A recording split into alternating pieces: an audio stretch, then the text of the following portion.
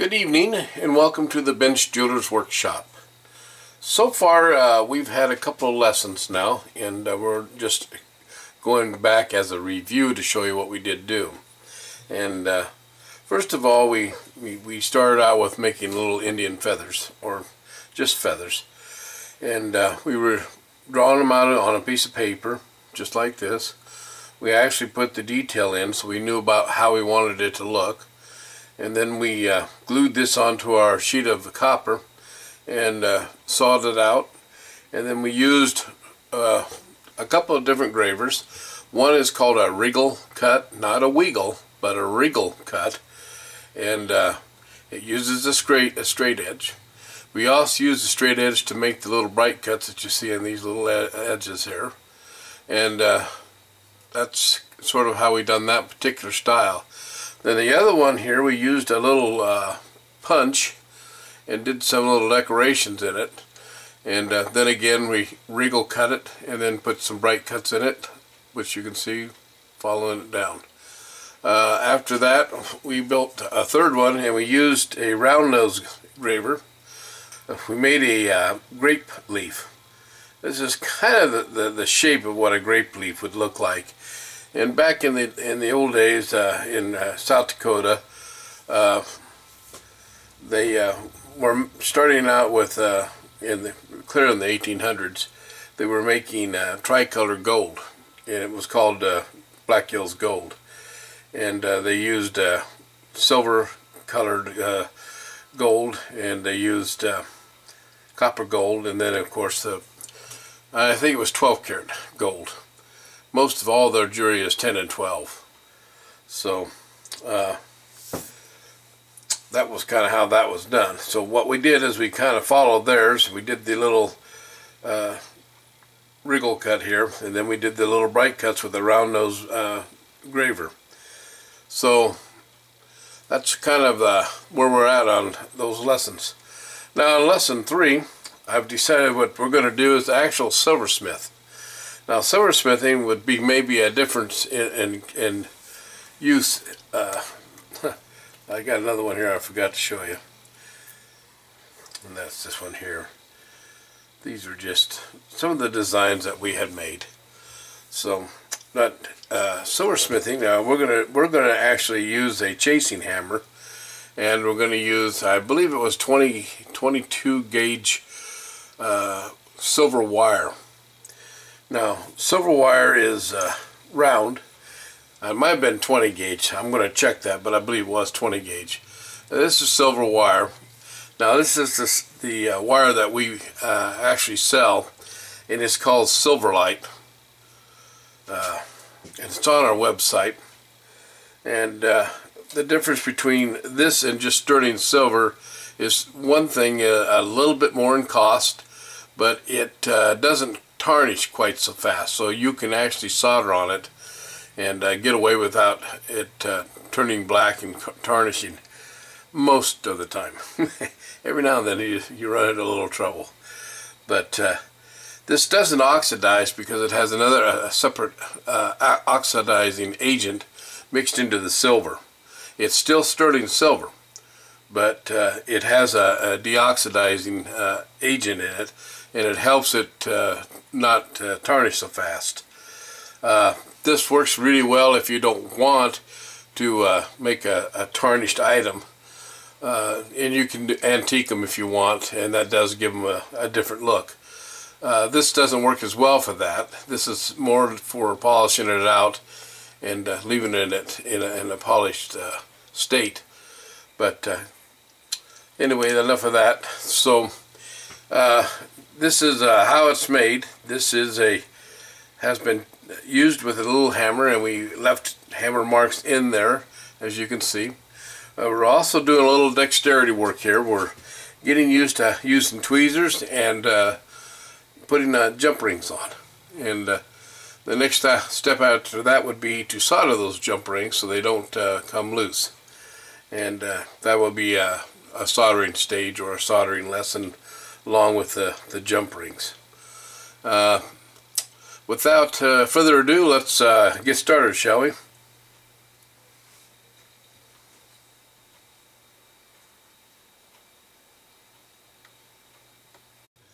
Once we've fastened all of our jump rings on our piece, and we've milled this out with a hammer and chased it out using a silversmith style, you're going to need some soldering picks. Now we sell these set of 3, freight paid, I believe. Might not be. I think they're $14 in our website, and I think it's $4.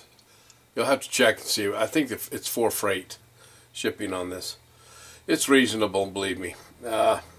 These have titanium tips on them, and titanium doesn't stick to gold per se, and so these make nice soldering picks. And we'll demonstrate how to use one of these in a little later on in this lesson. But first we have to get started with the making the little silver dangle and using a French wire ear hoop. So that will be our first step in the this series of lessons, which is 101-003, and we'll be using our little files like these here. Now let me get one here. These are file handles. You can buy them individually, or you can buy them in groups of 3. A package of 3 with the needle files, you get 12 needle files.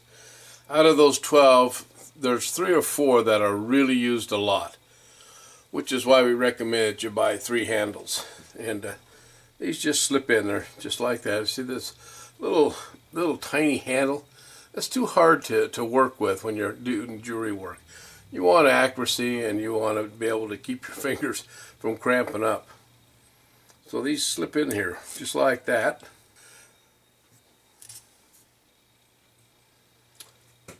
All of these little handles have a set screw in them, and you just drop this in, tighten the set screw, and you're ready to go. Now the 3 handles give you a variety of files that you can use. I like a flat, a half round, and a barrel file, and sometimes you need to interchange and use a round file. But those are the 4 basic files that you'll get used to using all the time in your jewelry work. And you'll probably find these are very handy to have, and these are really nice file handles. These are nice handles. They're just about 3/8 of an inch thick, or round here, and they have a knurled handle, so that they're nice to grip onto. So you'll find these very comfortable and very neat to use. And we sell them on our website. I believe a handle of 3 and 12 files runs about $39. So very inexpensive, but it's an absolute jeweler's must-have. So we'll move on now. So we'll get into making this little piece of jewelry next, and I'll show you how it's done.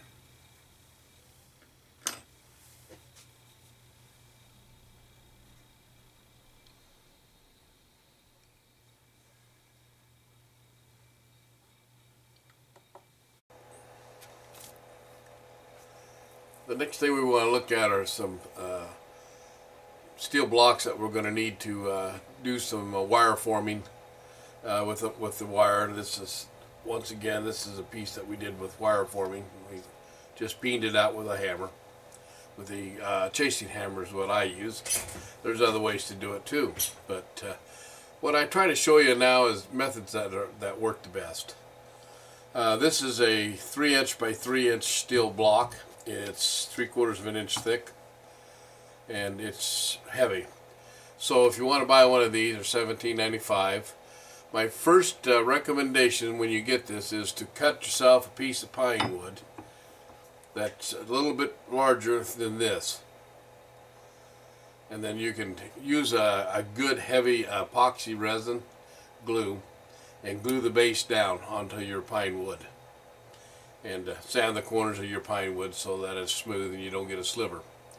And when that glue sets, then this makes a nice little forming block to do your wire forming.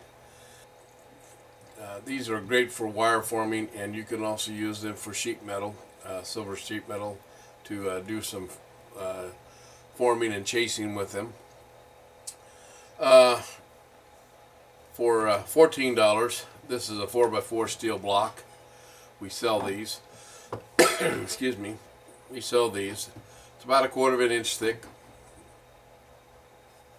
and these are 4" by 4", a little bit bigger. Once again, I would take a piece of pine board, 3/4 inch pine board, and I would glue it, the base of it, down on the board, and it makes it for a little bit firmer when you're peening on it, and it absorbs the shock a little bit better.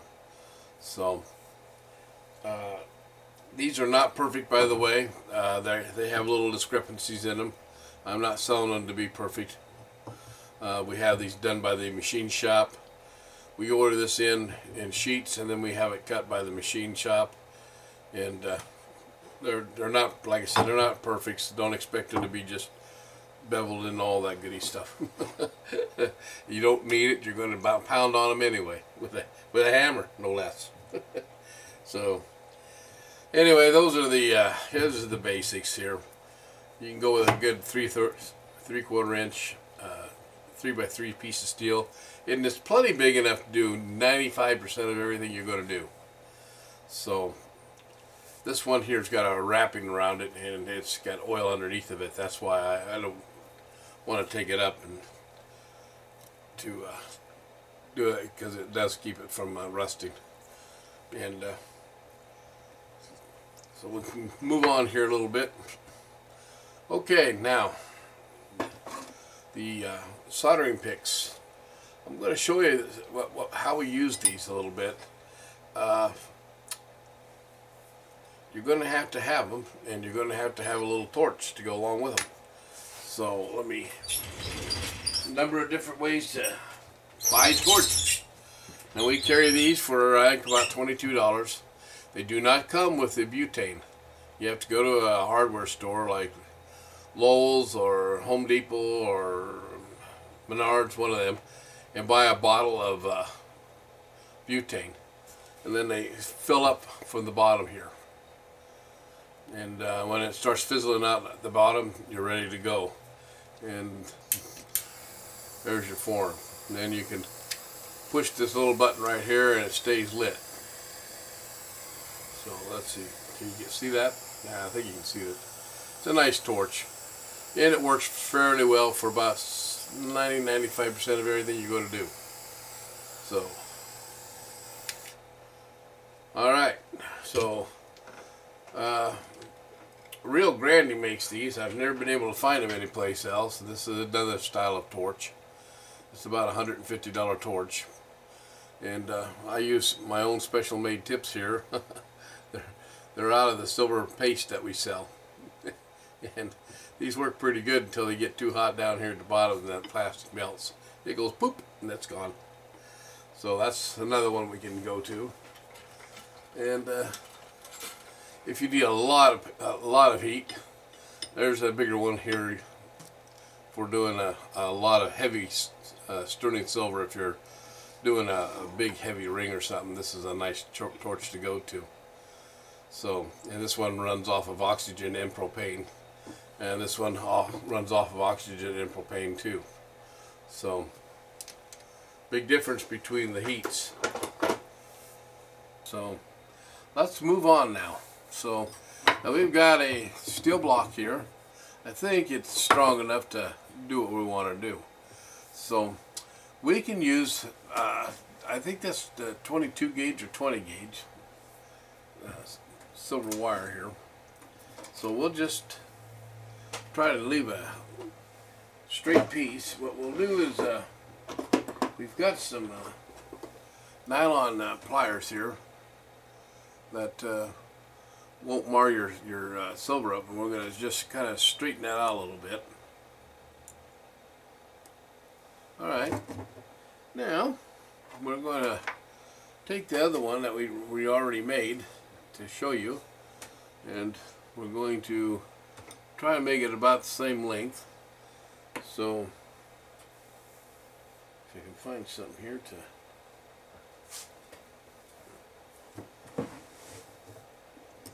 Alright. So I'm going to just mark it with a pair of dikes. There we go. Now, we're going to use a chasing hammer. So we have a couple, 3 different styles, but for you to get started, I think they're about $14. They're not real expensive. So you want to buy just an average chasing hammer. This is not an average chasing hammer. This is one that we manufacture at our machine shop. This is 4140 steel, and when it's hardened, it is hard. Probably 45 Rockwell hard. This one has not been hardened yet because I just wanted to demonstrate it, how these were made. But we're going to use it today.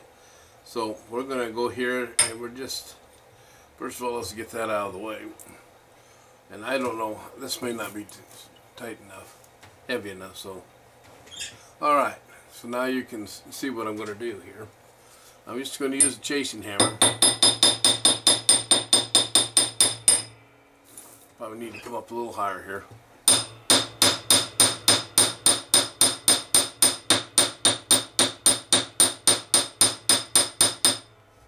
You see how that's chasing out a little bit? Now we'll use the peen part of this hammer. Wire forming is what we're doing now.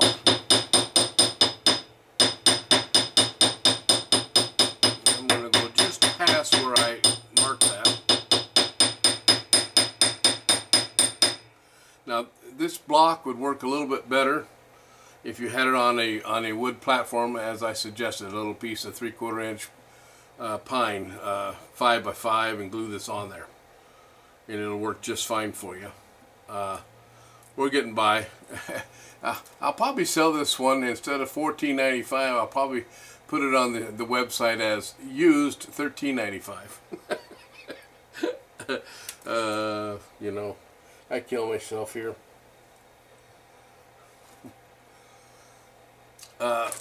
You really do need a strong support so these don't bounce around on you while you're doing your wire forming, but you get an idea how it's done. Now this has done 2 things. It's taken this soft sterling silver wire and it's made it very hard, so it's called work hardened. That's what we're calling that. So we're about done with that. So now we want to come over here and we want to get the general size of the other one that we made earlier, but off camera.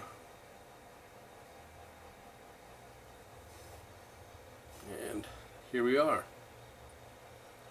We'll just straighten this out a little bit.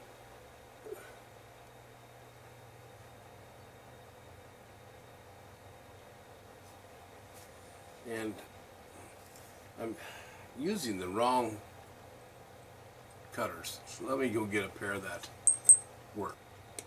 There we go. Now, get that out of the way. Look what we got. We got 2 of these that are pretty much the same. And I did it with a really expensive hammer. And they're not on our website yet, but they will be shortly. So if you want the 4140 hardened steel hammers, probably within the next week to 10 days, and they're just about 55 bucks a piece. But I think they're worth it because they'll last you a lifetime. This one here I've had for, golly, 15-20 years. And it's beat up, but it was a Chinese knockoff. I'd probably get in trouble for that. But it worked, but look at how beat up it is. You know, I mean, it doesn't have any taller. It's not strong. It's just junk. But I've used it for so long that I keep it in my tool. We're just going to give that a small, simple, little quick buff. We're not going to use buffing wheels. We're just going to use these little pink wheels I was telling you about. And we're not going to give it a high-end shine, because that's not what we're wanting to do. We just want to buff out the end areas of it. See? See how that just kind of busted up a little bit?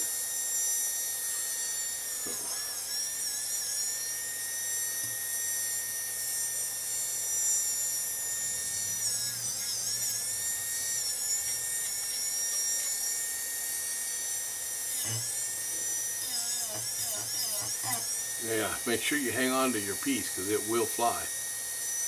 And then you play heck trying to find it.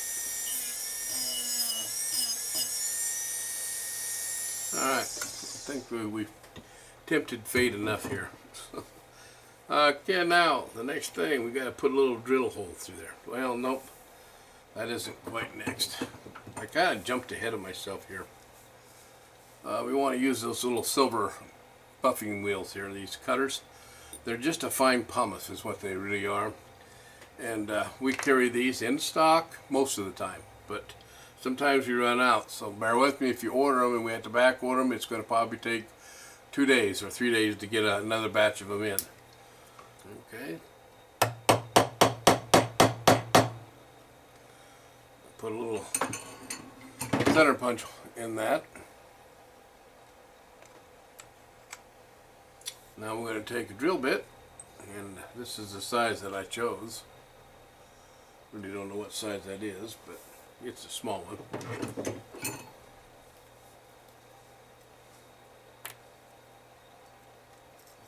And we're going to proceed to drill a hole through this. And there we go. See, bench blocks are used for just hundreds of different things. And they're going to get beat up a little bit, and that's what they're for. They're not very expensive if you need to replace your bench block. So, and you'll learn that drilling a hole up here, putting a slot through it so that you can use it for cutting. I did that here, and what I forgot to do was leave this solid in here. So I might fix that later on. But you want to be able to just have a little slot, so that your saw goes in here, and then you can just saw all the way around it. That makes sense. I'm sure it does. Okay, enough of those funnies. So the next thing you got to find is some little jump rings.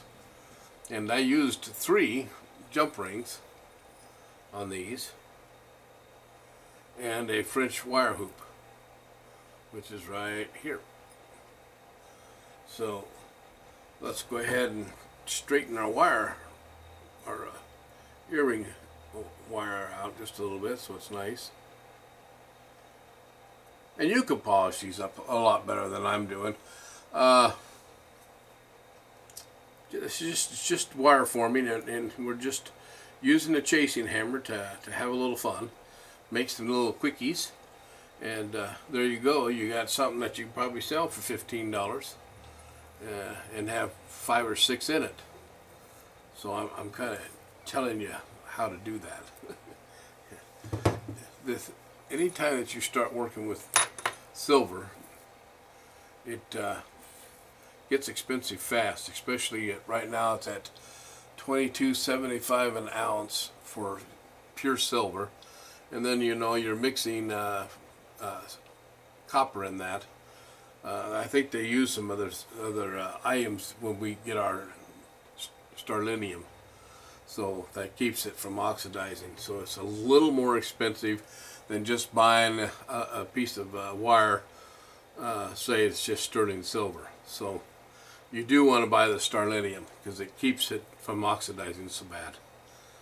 And the next thing you want to do is come in here, get your little tiny jump rings.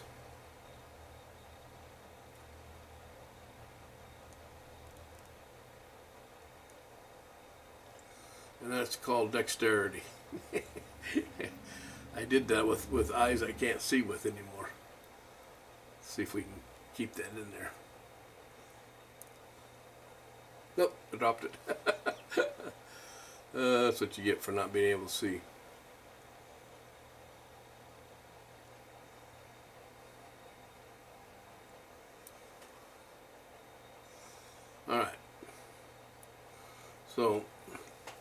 A couple pair of flat nose pliers works really, really good to tighten them up.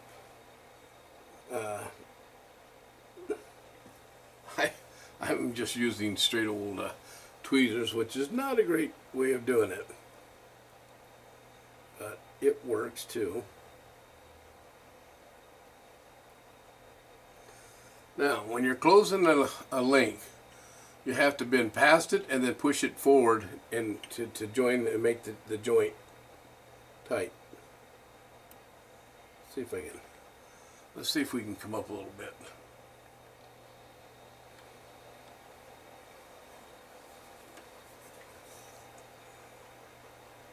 Past.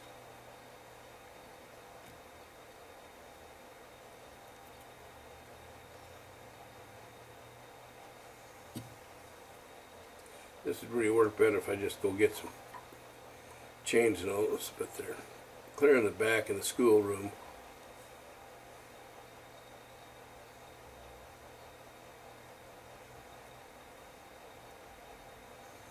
Okay.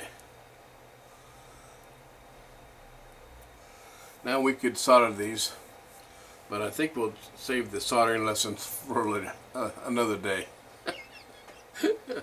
Mikey. Okay, now these two I think are linked together.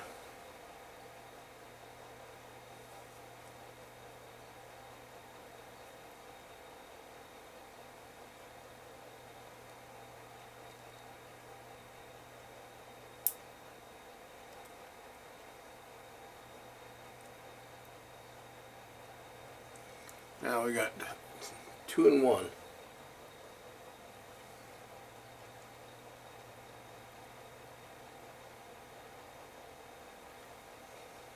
So I'm going to open this up.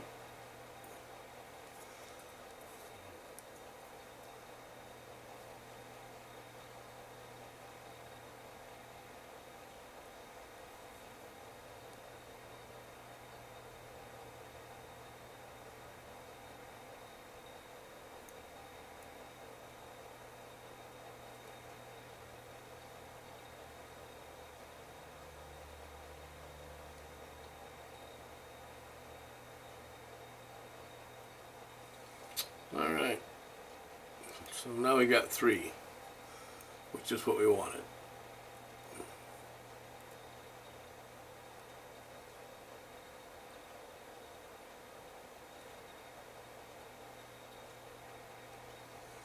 And there's our third one. So now we'll just take our French wire hoop and we'll open the back of the link.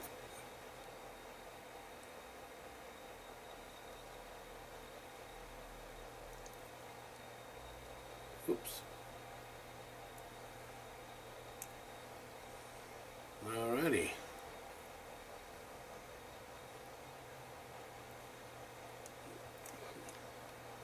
There we go. Oops, let's go this way. And I'm going to close that link up.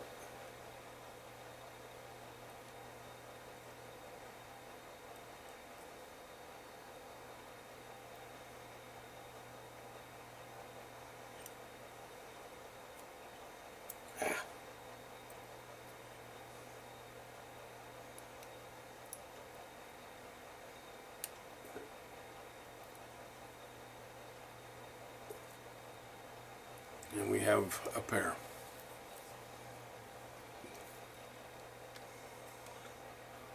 Let's set this out here. We'll set this one here. And not identical, but then we don't want them to be identical. We want these to just be cute little earrings. So I hope you had a little fun watching this. We should have used flat nose or chain nose pliers, but I didn't have them. They're clearing in the back room in the student area, and I didn't feel like going back there and digging them out. So I used 2 pair of pliers or tweezers, and it did work, but not recommended.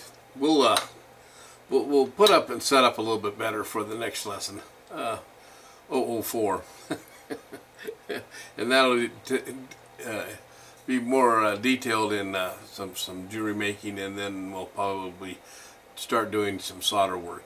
Soldering is a tough thing to learn, but once you've mastered it in soldering, you can just literally make hundreds of items that will sell on your website. So now we could take and buff these out and make them a little shinier, and I probably will later on. But it's another set of earrings to photograph and put in our gallery. So thanks for watching, and hope you learned a little bit out of this. And comments are always welcomed if you have questions, and we'll certainly answer them all for you. And I'll link some of this stuff on our website for you at mybenchjeweler.com, so that you can find tools and stuff if you want to buy them, and get yourself started in the jewelry designing and profits for selling your jewelry online. This is saying good night, and hope everyone has a nice evening.